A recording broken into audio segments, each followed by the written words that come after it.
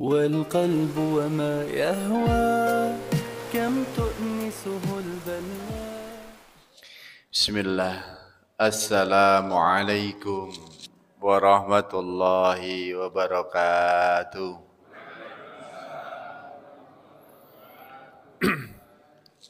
Alhamdulillah. Allahumma salli wa sallim ala Muhammad wa ala alihi wa ashabihi wa man tabi'ahum bi ihsanin ila yaumil qiyamah. Asyhadu an la ilaha illallah wahdahu la syarika lah. Asyhadu anna Muhammadan abduhu wa rasuluhu la nabiyya wa la rasulahu ba'dah. Yang sama-sama kita hormati Bapak Takmir Masjid Al-Iman Bulak Sari Hadimulyo Timur. Yang sama-sama kita hormati Bapak Pamong yang alhamdulillah hadir pada kesempatan kali ini. Dan jamaah yang dirahmati Allah SWT, Bapak Ibu yang selalu bersemangat thalabul ilmi, mudah-mudahan thalabul ilmi kita malam hari ini manfaat, barokah di sisi Allah Subhanahu wa taala. Amin. Bapak Ibu yang dirahmati Allah SWT, syukur alhamdulillah malam hari ini kita bisa berjumpa. Sudah 2 kali Mas Sigit menghubungi saya pas di luar kota. Ya. Yang pertama kalau tidak salah saya pas di Malang ya, yang kedua lagi umroh kalau tidak salah. Nah, malam hari ini saya bisa ketemu, alhamdulillah ini nikmat luar biasa. Saya silaturahmi dan saya baru kali ini yang ngaji di sini. Ya, kalau di Metro kayaknya udah banyak masjid ya, alhamdulillah ini bisa sowan, bisa silaturahim. Mudah-mudahan perjumpaan kita ini menjadi awal perjumpaan kita di surga. Amin. Salawat salam kita sampaikan pada junjungan kita Nabi Muhammad sallallahu alaihi wasallam. Bapak Ibu yang dirahmati Allah SWT. Ngaji kita tentang tafsir surat Al-Fatihah ya. Saya ngajinya enteng-entengan saja Bapak Ibu. Ya. Biar rileks ya, biar kita rileks. Karena ngaji itu kalau bisa membahagiakan kita. Nah, kalau bahasa hadis itu basyiru wala tunaffiru. Banyak-banyak kasih kabar gembira. Jangan terlalu banyak ngasih kabar yang membuat orang itu lari. Maka kalau dalam Al-Quran itu ayat surga lebih banyak dari ayat neraka, Pak. Gitu? Coba Bapak-bapak kalau umpamanya membaca Quran, itu ayat surga lebih banyak daripada ayat neraka. Nah, kadang yang sering dimunculkan itu malah nerakanya yang diperbanyak. Saya sering kalau di masjid itu, ya orang ngajak sholat jamaah itu bukan pahalanya yang ditunjukkan, tapi sering banyakan ancamannya. Iya. Sedangkan orang itu harusnya dikasih kabar gembira dulu. Ya. Maka istilah dalam pendidikan itu ada reward and punishment gitu. Ada hadiah, ada hukuman. Tapi kadang kita sering hukum daripada ngasih hadiah. Bahkan kalau kita di rumah, coba Bapak kalau di rumah, kalau pas didik anak banyak ngasih hadiah atau banyak hukum? Banyak marahi. Berarti banyak hukum. Ya kan? Gitu. Nah, dalam hadis yang lain yassiru wala tu'assiru. Ya, permudah jangan kamu persulit. Rasulullah itu paling senang kalau urusan itu yang cari yang paling mudah, bukan yang paling sulit. Jadi kalau bisa dipermudah jangan dipersulit. Kalau sekarang kalau bisa dipersulit kenapa? Iya, itu enggak tepat. Islam itu mudah. Ya. Jadi kalau kita berislam itu adanya bahagia, Pak. Kalau kita berislam itu sebenarnya adanya bahagia, karena memang Masya Allah, luar biasa. Jadi Islam itu tidak berat, Islam itu tidak sulit, Islam itu indah, Islam itu membahagiakan. Ya, itu yang harus kita bangun. Nah, hari ini coba kita akan membahas surat Al-Fatihah. Nanti saya awali dulu dari surat Al-Fatihah itu apa, ya. Bapak Ibu, oke, kita masuk ke fadilah Al-Fatihah. Kita sering Bapak Ibu ya, kalau mau doa pasti mengucapkan surat Al-Fatihah. Benar betul? Pasti itu. Ya. Mau doa, habis doa, apapun, kadang kita baca surat Al-Fatihah. Kenapa Bapak? Karena memang Al-Fatihah itu disebut oleh Nabi sebagai sab'ul mathani. Sebagai 7 ayat yang selalu diulang dan tidak pernah diturunkan kepada nabi-nabi sebelum Nabi Muhammad. Kalau ayat yang lain, Pak, banyak ayat yang lain itu dulu ada di Zabur, ada di Taurat, ada di Injil, ya. Tapi satu-satunya surah yang diturunkan utuh.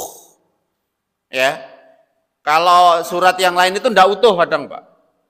Ya, tapi satu-satunya surah yang diturunkan oleh Allah secara utuh langsung 7 ayat itu surat Al-Fatihah, dan itu tidak pernah diturunkan kepada nabi yang lain. Makanya luar biasa keutamaannya. Keutamaannya itu dahsyat, luar biasa. Ya, maka yang pertama surat Al-Fatihah itu sering disebut sebagai Al-Fatihah. Artinya adalah pembuka. Kenapa Pak disebut pembuka, Pak? Kadang kita ini dikit surat Al-Fatihah. Nah, kenapa disebut pembuka? Jadi Ibnu Katsir itu memahaminya begini. Al-Quran itu isinya berapa ayat, Pak? 6.236. Kalau kita dulu SD sering 6.666, ya kan? Iya Pak? 6.666. Saya itu sampai ngitung berulang-ulang itu, Pak. Tak hitung ora pas-pas gitu. Saya hitung, Pak. Dari surat Al-Fatihah 7 ayat, Al-Baqarah berapa ayat, itu saya pakai kalkulator itu, Pak. Ya, 114 itu. Enggak ketemu Pak 6.666 itu. Ini yang salah kalkulatornya atau apanya gitu. Ternyata saya kaji, saya teliti gitu. Ternyata baru ketemu Pak, kenapa Imam Al-Ghazali, Imam As-Suyuti itu menyampaikan surat Al-Qur'an, ayat Al-Qur'an itu ada 6.666. Itu bukan jumlah ayat Al-Qur'an, Pak. Tapi jumlah ayat dalam tema-tema Al-Quran. Gitu. Jadi Imam Al-Ghazali dan Imam As-Suyuti itu mengklasifikasikan, mengelompokkan. Contoh ayat surga ada berapa, ayat neraka ada berapa, ayat perintah ada berapa, ayat larangan ada berapa, gitu Pak. Setelah diklasifikasikan, jegrek ketemu total 6.666 gitu. Tapi guru agama dari dulu ayat Al-Quran ada berapa? 6.666. Sampai sekarang guru agamanya saya tanya bingung. Coba dihitung. Enggak ketemu, enggak 6.666. Ya, maka kalau dihitung dari Al-Fatihah 7 ayat seterusnya itu katanya 6.236. Ya, tanpa basmalah kecuali surat Al-Fatihah. Nah, Bapak-bapak Ibu yang dirahmati Allah SWT, maka dari 6.236 ayat itu terdiri dari 114 surat ya.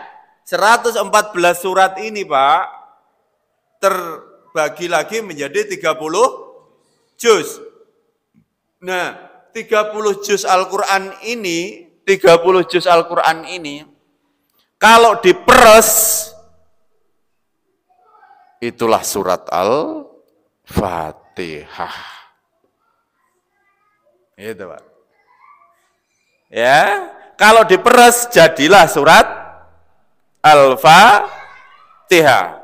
Surat Al-Fatihah kalau diperes, ini kata ulama bukan kata saya, jadilah Bismillah. Bismillah kalau diperes jadi bak katanya. Itu Pak. Saya itu mikir gitu ya. Masya Allah. Jadi surat Al-Fatihah itu pembuka. Istilah dalam undang-undang disebut apa Pak? Pembukaan Undang-Undang Dasar 1945. Undang-undangnya banyak. Pasal apa? Pasal 1, 2, 3 dan seterusnya. Tapi pembukaannya undang-undangnya boleh keluar dari pembukaan enggak? Enggak boleh, Pak. Namanya preambel. Maka pembukaan Al-Quran, preambelnya Al-Fatihah. Jadi kalau pengen melihat Al-Quran isinya, lihat surat Al-Fatihah. Maka Al-Quran itu kalau diklasifikasikan ada 3 isinya. 1 akidah, tauhid, 2 ibadah, 3 minhajul hayah, sistem hidup. Nah, surat Al-Fatihah isinya ini Pak, Al-Quran itu. Makanya kalau baca Al-Quran mesti terakhir innallaha ghafurur rahim, innallaha sami'un alim, ya, wa kanallaha azizun hakim, dan yang lainnya. Akhir-akhir itu pasti nyebut nama Allah, berarti ini terkait akidah. Ya. Yang kedua masalah ibadah. Terkait ibadah, muamalah, akhlak dan yang lain ada di sini nih, terkait akhlak. Kemudian yang terakhir apa? Minhajul hayah, sistem hidup manusia. Itu termuat di dalam sejarah-sejarah kehidupan manusia. Makanya Al-Quran isinya itu. Ya. Bismillahirrahmanirrahim akidah. Alhamdulillahirabbil alamin akidah. Ar-Rahmanirrahim akidah. Maliki yaumiddin akidah. Baru iyyaka na'budu wa iyyaka nasta'in. Ibadah. Baru ihdinas siratal mustaqim siratal ladzina an'amta 'alaihim ghairil maghdubi 'alaihim waladdallin, namanya minhajul hayah, sistem hidup manusia. 3 itu. Yang paling banyak akidah. Tapi orang Islam ini kalau diajak bahas akidah mesti gak ada yang nanya, Pak. Tapi diajak bahas fikih rame. Ya kan? Sedangkan isinya Al-Quran, akidah lebih banyak. Ada 4 ayat sendiri. Ibadah 1 ayat kalau dalam surat Al-Fatihah, minhajul hayah 2 ayat. Maka dari 6.236 yang terkait masalah hukum peribadatan itu cuma 500 ayat. Kurang lebih. Nah, tapi orang kadang cuma berdebat terus masalah fikih, Pak. Wah, yang benar nih. Nah, surat Al-Fatihah yang rame itu, ini baca Al-Fatihahnya itu bismillahnya keras apa enggak gitu. Ya kan? Nah, besok kita bahas itu. Nanti biar kita ini jadi orang Islam tapi luas. Jadi orang Islam tuh luas. Wah, gitu. Ya, biar enak gitu. Nah, Bapak Ibu dirahmati Allah Subhanahu wa taala, ini dimaknai sebagai Al-Fatihah. Berarti preambel, pembuka daripada Al-Qur'an. Makanya kalau baca Al-Fatihah itu Masya Allah, nikmatnya luar biasa. Ya. Kedua, Al-Quran itu, Al-Fatihah itu disebut sebagai Ummul Quran. Sering, Pak? Ya, mari kita buka dengan membaca Ummul Quran. Apa yang dimaksud dengan Ummul Quran? Ummun itu artinya induk, ibu daripada Al-Quran. Ya, jadi Al-Fatihah itu induknya Al-Quran. Ya, makanya Bapak Ibu kalau sudah paham tafsir surat Al-Fatihah itu insya Allah tidak akan keluar dari pemahaman Al-Quran yang benar. Ya, karena Al-Quran itu tidak akan keluar dari prinsip-prinsip Al-Fatihah. Ya, saya menulis, Bapak kalau cari di internet buku saya, ya, Al-Fatihah, ya, Golden Wish. Dulu sempat diterbitkan oleh penerbit Iltizam Solo. Ya, alhamdulillah di Gramedia sudah habis itu. Sekarang nggak cetak lagi. Saya pernah nulis itu. Ya, artinya begini, Bapak Ibu yang dirahmati Allah SWT. Jadi induk berarti ibu. Al-Fatihah itu ibunya Al-Quran. Nah, ibu itu yang melahirkan. Jadi semua pokok-pokok ajaran Islam itu ada di dalam surat Al-Fatihah. Semua isi di dalam Al-Quran itu lahir dari prinsip-prinsip surat Al-Fatihah. Ya, nah ini yang disebut dengan Ummul Quran. Kemudian Al-Fatihah juga disebut sebagai Asy-Syifa. Kenapa Pak? Asy-Syifa, obat. Makanya Ibnu Qayyim itu kalau pas sakit, itu dia minum zam-zam, kemudian baca surat Al-Fatihah. Nah, gitu. Ya Pak, baca surat Al-Fatihah. Dan Al-Fatihah itu ruqyah yang sangat luar biasa. Jadi ada orang itu pernah kegigit, zaman Nabi itu pernah kegigit kalajengking, ya, kemudian Nabi meruqyahnya dengan membaca surat Al-Fatihah. Gitu Pak. Bapak kalau pas digigit kalajengking, digigit ular bisa diruqyah itu Pak. Tapi langsung dibawa ke rumah sakit ya Pak. Karena bacaan surat Al-Fatihah Bapak enggak sekuat bacaan Nabi. Karena Bapak yakinnya enggak tahu yakin apa enggak gitu loh. Kalau Nabi Pak, oh itu langsung diruqyah sembuh Pak. Ya kalau Bapak enggak tahu, itu ya. Nah, jadi kita ikhtiarnya harus lebih banyak.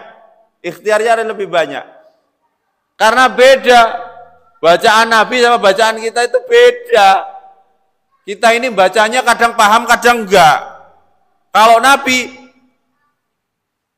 lisannya, pikirannya, hatinya, ini klop Pak. Kalau kita Pak, klop enggak Pak?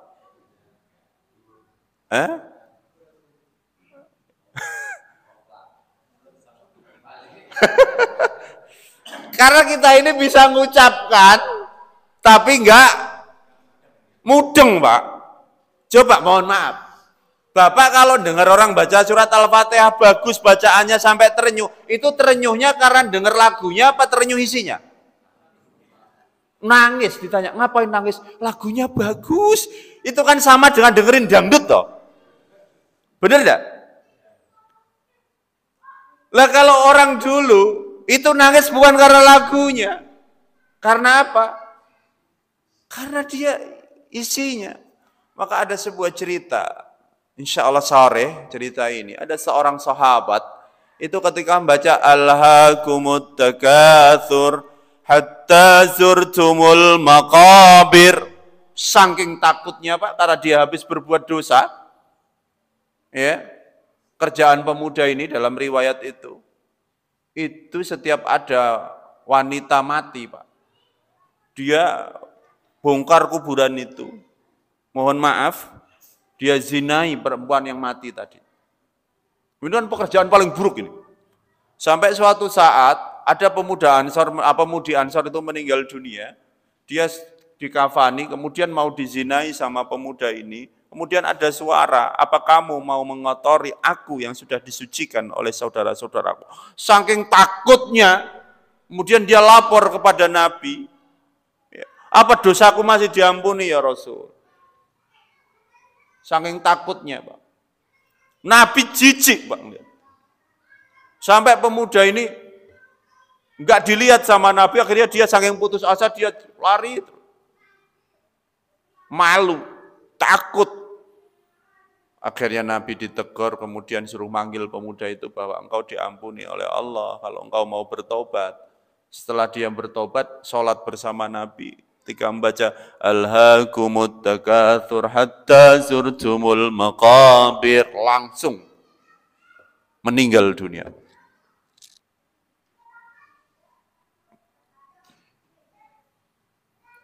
Kalau kita kan enggak Pak. Maka tadi belum klop. Jadi kita itu belum klop kalau baca itu. Makanya kadang khasiatnya nggak ketemu. Ya. Nah. Jadi syifa, obat. Ya. Jadi boleh Pak, mohon maaf untuk penanganan awal dengan keyakinan Bapak baca surat Al-Fatihah. Ya, nggak apa-apa Pak. Nggak apa-apa. Itu luar biasa. Dan dia adalah ruqyah. Ya. Ruqyah itu berarti mantra terbaik lah. Ruqyah itu bahasa Arabnya itu artinya mantra. Ya. Mantra terbaik orang Islam ya surat Al-Fatihah. Itu. Bacanya yang keras, Pak. Jangan diomak-amik tok. Ya. Maka syaratnya ruqyah itu suaranya harus keras. Maka kalau ada kiai umpamanya kok dia harus dengan suara, Pak. Al-Quran itu harus pakai suara. Ya. Saya ada buku namanya Sound Healing, karya Abdul Daim Kahil dari Syria. Dia meneliti air yang dibacakan Al-Quran, terutama surah Al-Fatihah, itu jadi obat. Tapi air yang Bapak bentak-bentak jadi penyakit. Makanya di Solomon Pak, di Papua, itu ada pohon itu kerasnya bukan main. Itu mau ditumbangkan, susahnya bukan main. Nah kalau mau numbangkan pohon itu, orang-orang Solomon itu kerjaannya apa Pak? Naik ke pohon, kemudian diteriaki terus Pak pohon itu Pak. Dimaki-maki pohon itu. Selama 40 hari, rontok daunnya Pak. Seperti itu. Maka Bapak kalau pengen membuat anak Bapak itu jadi bodoh, setiap hari maki-maki aja Pak. Biar sarafnya putus semua. Ya, biar cepat istri Bapak mati itu, maki-maki terus Pak. Loh kan begitu tak? Pohon aja Pak. Apalagi air Pak. Ya, tapi kalau Bapak bacakan Quran, jadi obat Pak. Sampai orang Jepang saja meneliti Pak. Iya, jadi strukturnya itu berubah menjadi positif. Maka kalau kita ngomong sama anak, ngomong yang baik, itu sarafnya tumbuh. 1 miliar setiap kita puji, setiap kita tumbuhkan kebaikan. Tapi 1 kali bentakan, memutuskan 1 miliar saraf dalam diri anak kita.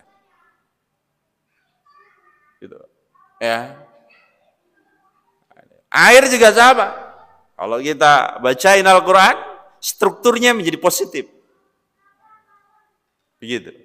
Maka kenapa Pak air Zam-Zam itu luar biasa Pak? Karena hari-harinya Zam-Zam itu ditawafin orang Pak. Maka kemarin jamaah umroh saya, Ustadz saya membawa Zam-Zam yang sudah saya bawa tawaf.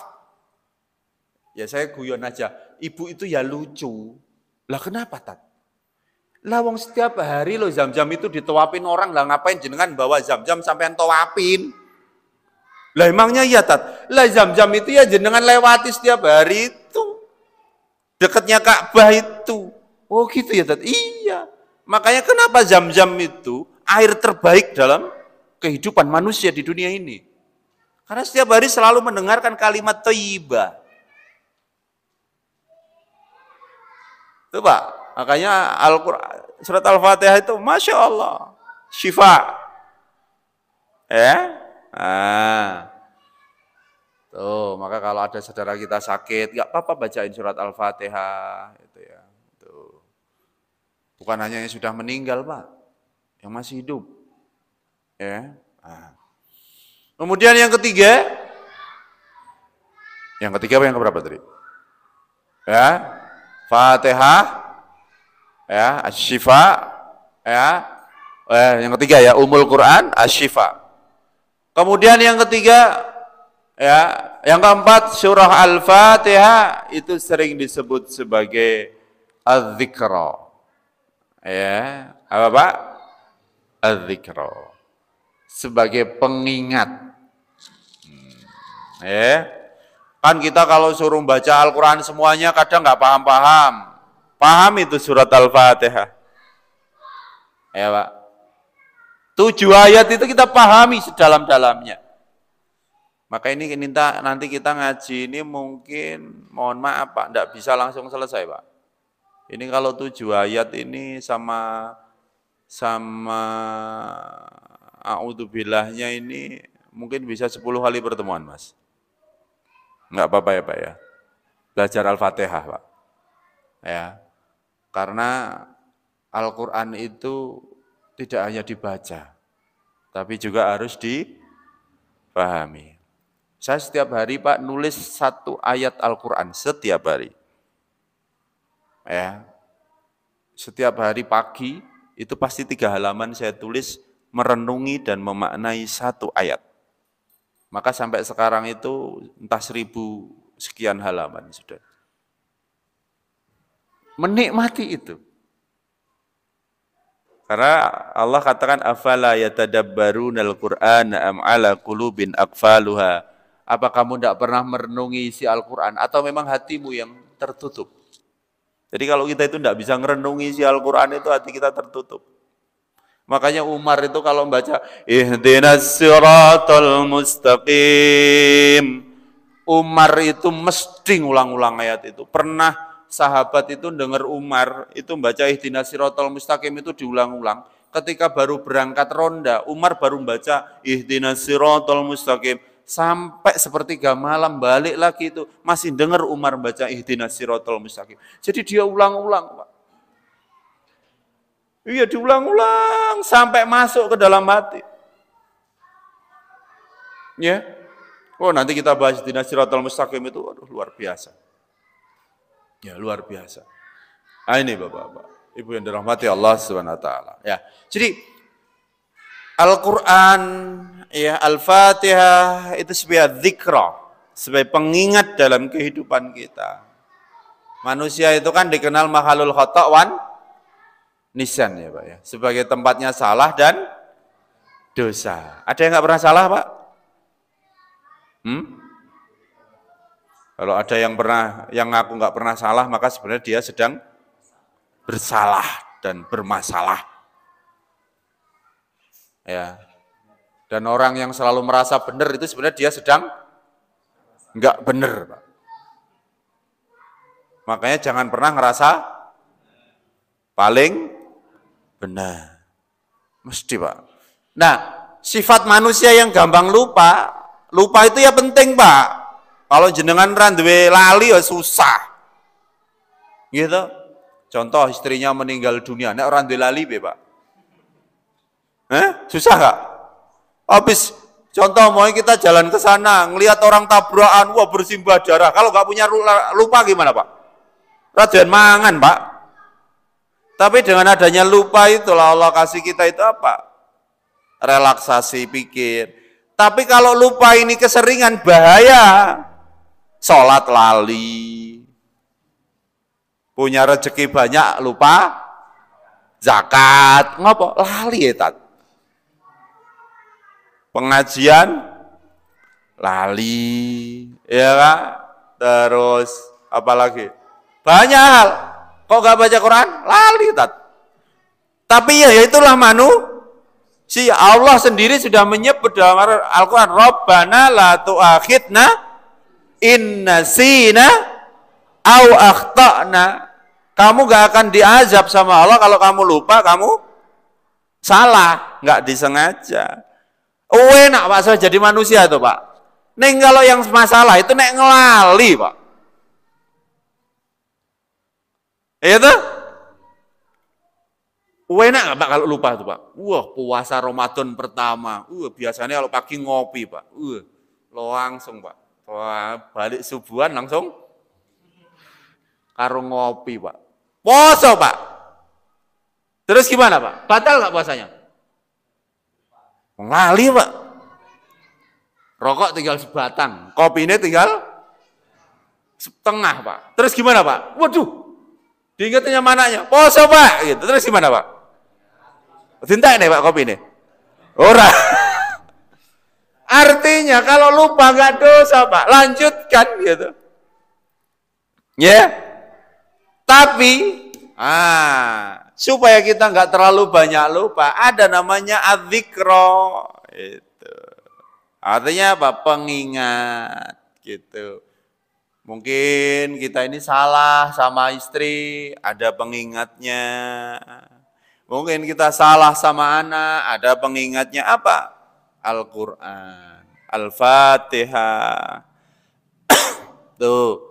Karena manusia harus selalu diingatkan. Makanya surat Al-Asr itu watawasau bil haq watawasau bis sabr. Gitu. Kalau Bapak tidak sering ngaji kayak gini, Pak, gampang lupa.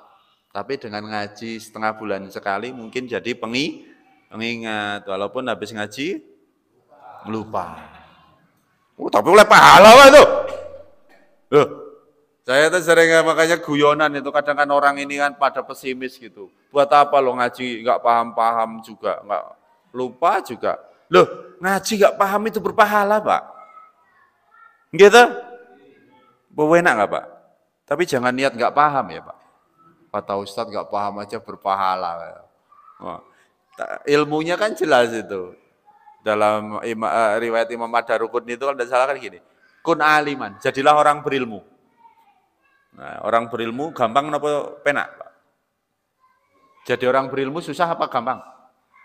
Susah, Pak. Jadi ustadz itu enak apa enggak, Pak? Susah, Pak. Makanya jarang yang mau jadi ustadz, Pak. Asli, Pak. Saya juga enggak tahu kok terus jadi ustadz itu gimana, saya juga enggak paham, Pak. Saya juga enggak pernah mendeklarasikan diri saya jadi ustadz, tapi orang selalu minta ngisi pengajian. Jadi lama-lama dipanggil ustadz saya. Tapi memang sebenarnya enggak gampang, Pak. Tidak gampang, ya. Jadi ustadz itu tidak gampang karena konsekuensinya adalah dia jadi orang yang harus berilmu. Maka hari-hari saya pekerjaannya yang baca. Walah di rumah itu istri saya kadang protes, wow jajan cuma buku aja. Saya sebulan itu bisa beli buku itu hampir 2 juta. Ya. Kenapa? Karena kita dituntut lah ngisi terus, kalau nggak diisi dari belakang gimana? Ilmu kita mandek Pak. Makanya Imam Bukhari pernah jual atap rumahnya untuk beli buku Pak. Ya, terus baca buku, ngapal dalil, ngapal hadis. Gimana Pak? Ada yang sanggup Pak? Kalau saya ditanya seneng mana Ustaz, dengerin sama ngisi ngaji? Saya seneng dengerin. Enak Pak dengerin Pak. Pahalanya podo. Loh, dalilnya man salaka tariqan yaltamisu fi ilman salallahu lahu tariqan ilal jannah itu Pak. Itu dalilnya orang menuntut ilmu, bukan yang ngasih ilmu Pak. Siapa yang melangkahkan kaki untuk mencari ilmu, maka baginya berjalan menuju surga. Itu untuk yang menuntut ilmu, bukan yang ngajari ilmu, Pak. Sampean masuk surga, Pak. Kan enak tuh, Pak. Enak enggak? Enak. Makanya jadi alim itu, Pak. Ya Allah, Pak. Jadi ustadz itu luar biasa. Karena Rasulullah mengatakan al ulama warasatul anbiya. Ulama itu pewaris para nabi, Pak. Ya. Ternyata yang diwariskan bukan hanya ilmunya, Pak. Akhlaknya harus diwariskan. Yang paling ngeri apa? Ujiannya itu diwariskan, Pak. Makanya nek ora sanggup ora usah dadi ustaz Pak jenengan, Pak. Abot.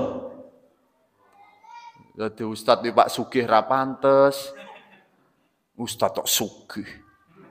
Gitu. Kere ya dilokne. Ngomong kon zakat ustaz ra tahu. Ya kan susah, Pak. Tapi kesugihan ya. Ustaz tok sugih golek duite piye kayak kan gitu. Dadi omongan Pak, dadi ustaz itu ya gitu Pak. Ya kan? Bojone ayu. Ustaz tok bojone ayu. Elek ya dilokne. Wah, gitu Pak. Wah, jan luar biasa Pak. Makanya ujiannya banyak. Belum kalau ngurusi umat Pak. Hampir setiap malam saya itu keluar Pak. Ya? Gitu. Jadi yang ora kuat aja lah gitu. Sing ora kuat Pak. Ya, itu luar biasa. Jadi ternyata ya diwariskan. Saya menikmati itu yang diwariskan sama Nabi bukan hanya ilmunya, ujiannya. Saya berapa kali Pak diusir dari pengajian kayak begini Pak. Pernah Pak. Oh iya. Saya lagi ngisi pengajian, Pak, saya dibentak-bentak itu pernah. Salah saya apa? Pikir saya. Itu jamaah hampir mukulin orang itu, tapi saya biarin. Nanti kalau mau diskusi biar saya selesaikan pengajian dulu. Saya kata. Jadi seperti itu, Pak. Nah, maka Bapak Ibu dirahmati Allah SWT. Jadi alim itu tidak gampang. Yang kedua jadi muta'alim, kata sahabat itu. Muta'alim itu orang yang menuntut ilmu. Nah, kira-kira Bapak ini sudah muta'alim belum? Belum, Pak. Cirinya muta'alim apa? Kalau ngaji bawa buku. Kayaknya rene sing gawa buku itu. Oh, lali. Itu ciri muta'alim itu kalau ngaji bawa buku. Tapi itu dipuji. Jadilah orang berilmu, kalau nggak bisa jadilah penuntut ilmu. Kalau nggak bisa jadilah pendengar mustami'. Nah, Bapak masuk. Alhamdulillah. Berarti jiping, Pak. Ngaji kuping. Wah, sut masuk kanan. 12 kiwo. Ini apa dapat pahala loh, Pak, dipuji, Pak. Iya kan? Lah kok jenengan lo ngaji gak paham-paham. Oh, yang penting jari Ustaz kon ngrungok nih, tak rungok nih. Semakin Bapak banyak mendengar, ada yang nyantol ada, Pak. Ya, ada yang nyantol. Kalau nggak bisa jadi pendengar, parawis buatan krungu, udah nggak dengar. Apa di dalam riwayat itu? Au muhibban, seneng. Ditanya, sampeyan wis ra iso ngrungokne, kok ya panggah ngaji? Jawaban kita apa? Aku ki seneng loh. Apa ya paham? Gak. Belas. Jadi jenengan itu ngaji kok terus turu, Pak. Ya mungkin dongane kok ngomah wis beda. Ora bismillahi tawakkaltu, tapi bismika Allahumma ahya wa ahmud gitu. Nah, kaya nek kene turu. Nek turu oleh pahala tat, oleh.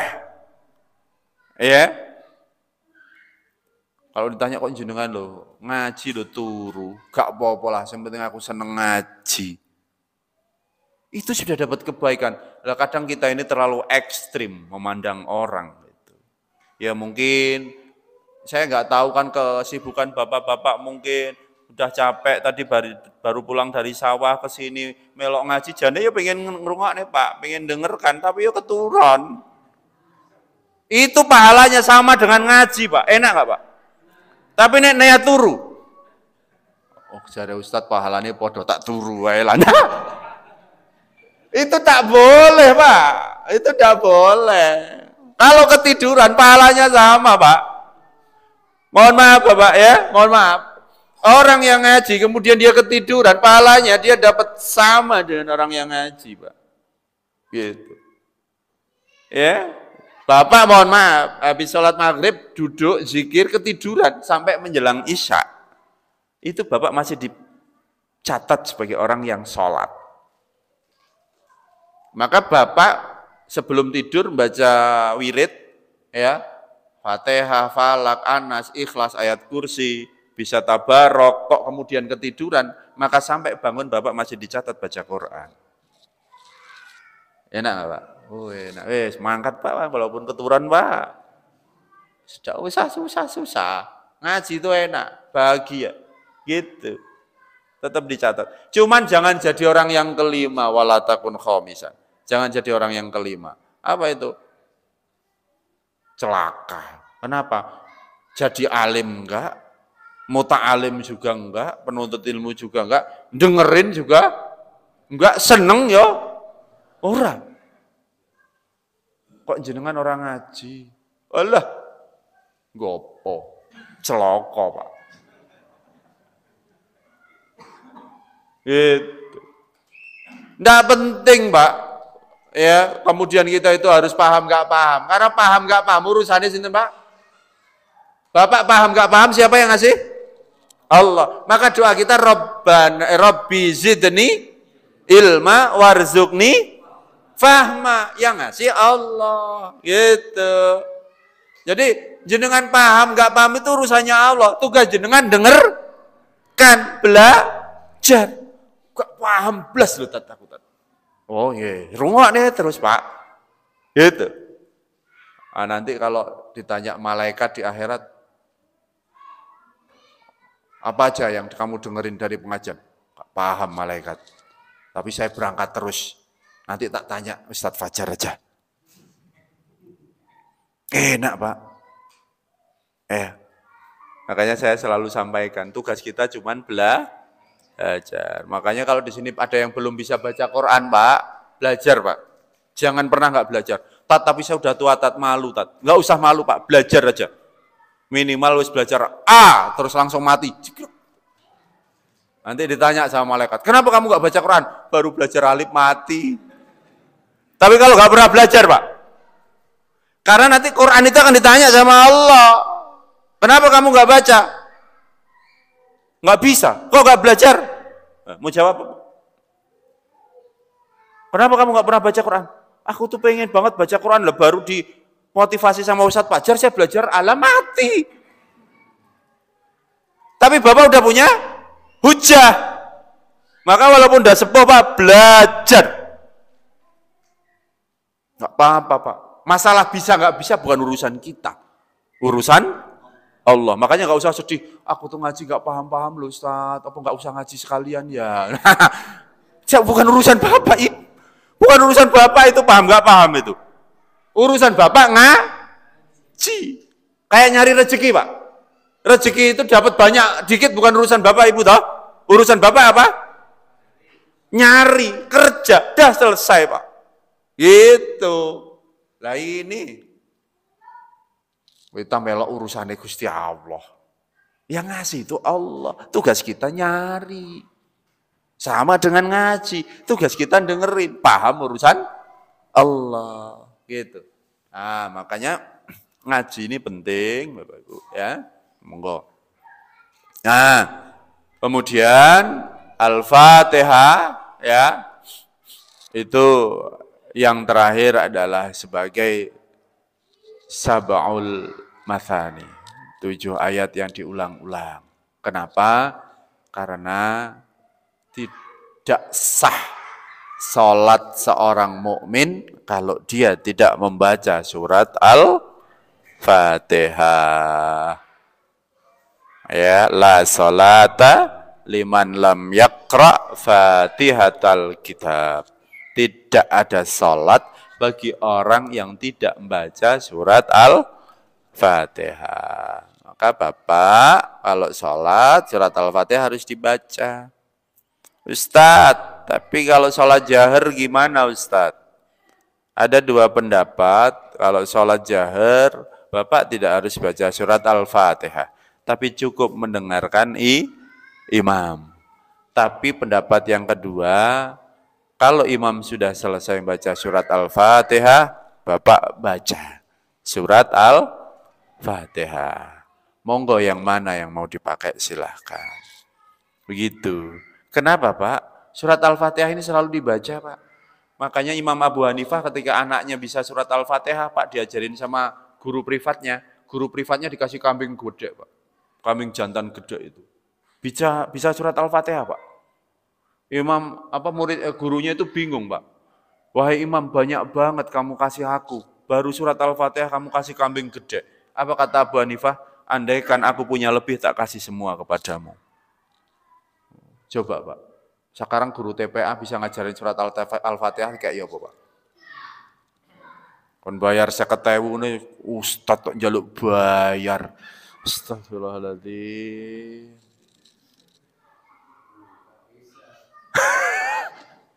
Enggak bisa. Coba Pak, Abu Hanifah Pak, kalau ada lebih tak kasih semua buatmu. Lah kenapa wahai imam? Kata tukang privatnya. Berapa pahala yang akan diberikan anakku kepada diriku? Karena 1 huruf dari surat Al-Fatihah itu 10 kebaikan. Berapa huruf surat Al-Fatihah itu? 1. 2. Surat Al-Fatihah setiap sholat dibaca oleh anakku. Berapa pahala sholat yang bisa aku dapatkan? Tapi ini tidak pernah dipikirkan oleh kita semuanya. Kalau anak Bapak Ibu sudah bisa surat Al-Fatihah seakan-akan biasa saja. Bukan sebuah kenikmatan. Coba Pak. Luar biasanya Pak surat Al-Fatihah Pak. Makanya Monggo Bapak-bapak yang dirahmati Allah SWT, kita fahami, kita renungi ya. Anak Bapak bisa surat Al-Fatihah, itu sudah melebihi dunia dan seisinya, Pak. Ya, tuh. Insyaallah, wallahu a'lam bishawab. Cukup Bapak Ibu nggih? Iya. Udah Isya ya? Alhamdulillahirabbil alamin. Enggak ada tanya jawab toh? Cukup ya?